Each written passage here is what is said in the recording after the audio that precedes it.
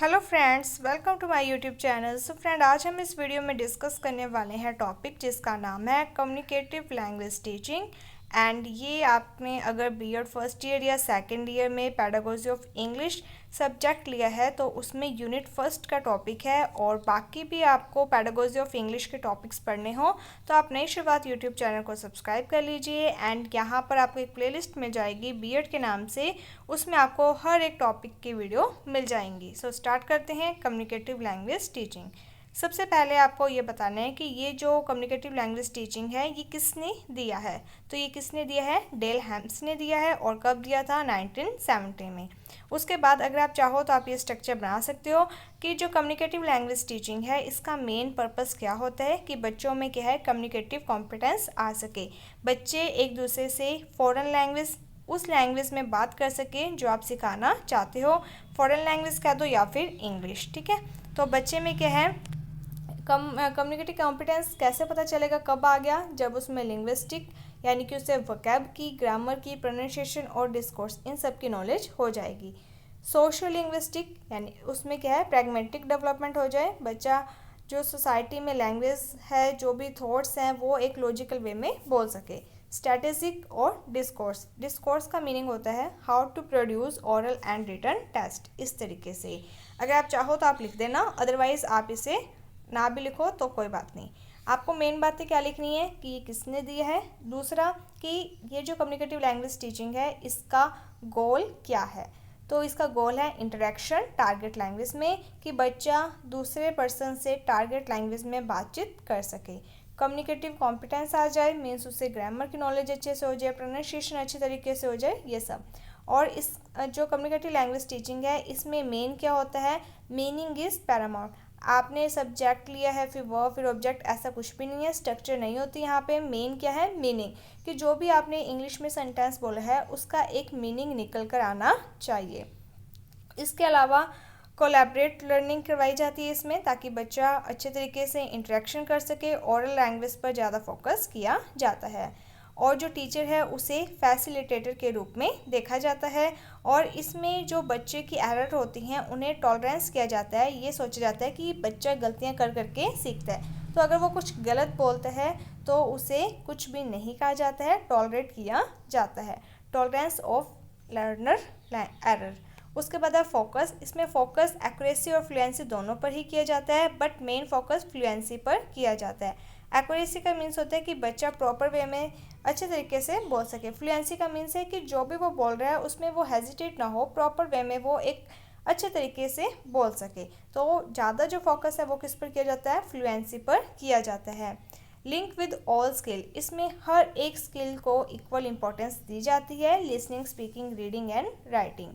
और ये जो अप्रोच है ये होल पर काम करती है।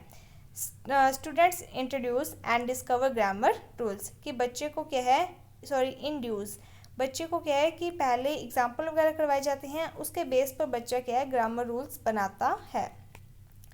मेथड क्या है, इंडक्टिव मेथड है, मीन्स पहले एग्जाम्पल देन उसको क्या है कि रूल्स करवाए जाते हैं। अब है एक्टिविटीज़, कि जब हम ये अप्रोच लेते हैं, इस तरीके से बच्चे को लैंग्वेज सिखाते हैं तो कौन कौन सी एक्टिविटीज़ हम करवाते हैं। जैसे कि इंफॉर्मेशन गैप एक्टिविटीज़, जिसमें हम क्या है टारगेट लैंग्वेज का यूज़ करते हैं। रोल प्ले करवाते हैं जिसमें एक को डॉक्टर बना दिया जाता है, एक को पेशेंट, इस तरीके से।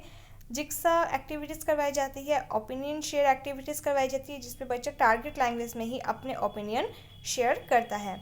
इन्फॉर्मेशन गैदरिंग, यानी कि एक प्रोजेक्ट दे दिया जाता है जिस पे बच्चा इन्फॉर्मेशन गैदर करता है टारगेट लैंग्वेज में। रीजनिंग गैप एक्टिविटीज़, टॉपिक पर विचार वगैरह करना। Group peer work, task completion activities, ये सब करवाई जाती है। सिमुलेशन एक्टिविटीज़, सिमुलेशन एक्टिविटीज़ में क्या होता है, रियल लाइफ रिलेटेड सिचुएशन दी जाती है, जैसे कि डॉक्टर पेशेंट।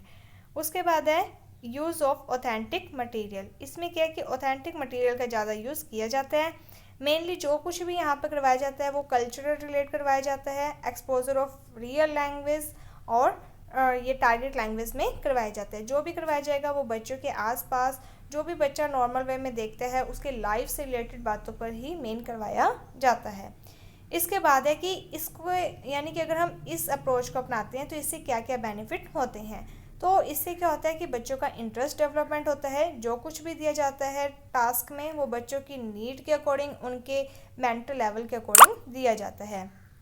कॉन्टेक्स्ट में लैंग्वेज टॉट करवाई जाती है, यानी कि उसको उसी जैसे जहाँ पर है, जिस माहौल में वो है, इन्वायरमेंट जो वो जानता है, उसी वे में उसे लैंग्वेज टीच करवाई जाती है, टारगेट लैंग्वेज। इसके बाद है कि ये जो अप्रोच है इससे क्या बेनिफिट होता है। इससे बच्चों में फ्लुएंसी आ जाती है, एक्यूरेसी आ जाती है एंड अप्रोप्रिएटनेस आ जाती है। और ये जो मेथड है ये किसका रिस्पॉन्स है, ऑडियो लिंगुअल मेथड का। टास्क बेस्ड लैंग्वेज लर्निंग और notion is the particular context in which people communicate. इस तरह यानी कि ये इस विचारधारा पर काम करते हैं कि जो भी हम बच्चे को कम्युनिकेट करवा रहे हैं, बच्चे को जो सिखा रहे हैं, वो कॉन्टेक्स्ट में होना चाहिए। अगर बच्चे गांव से रिलेट करते हैं तो गांव का जो इन्वायरमेंट है उस कॉन्टेक्स्ट में बच्चे को पढ़ाया जाता है। Function is the way people communicate और यूज़ ऑफ लैंग्वेज, लैंग्वेज का यूज़ किया जाता है। फंक्शनल यूटिलिटी ऑफ लैंग्वेज, यानी कि ज़्यादा से ज़्यादा बच्चों को एक्टिविटीज़ करवाई जाती हैं। प्रैक्टिकल यूटिलिटी मतलब प्रैक्टिकल वे में ही बच्चे को लैंग्वेज सिखाई जाती है। अब क्या क्या मेरिट्स हैं, तो इससे क्या होता है, क्या डेवलप होता है, तो स्पीच एबिलिटी स्टूडेंट में बच्चे है जो वो कम्युनिकेट अच्छे तरीके से कर पाता है। डिफरेंट वे ऑफ एक्सप्रेशन, जब बच्चे को इंग्लिश या टारगेट लैंग्वेज में ही बोलने को कहा जाए तो बच्चा जब उसको बोलता है तो धीरे धीरे उसको एक्सप्रेस करने का तरीका आ जाता है कि जब क्वेश्चन का मतलब सेंटेंस बोलना है तो उसे किस तरीके से बोलना है, ठीक है, इस तरीके से। और इसके अलावा प्रैक्टिकल यूटिलिटी इसमें होती है, प्रैक्टिकल ही करवाया जाता है सब कुछ। Student communicate there ideas both inside and outside the classroom.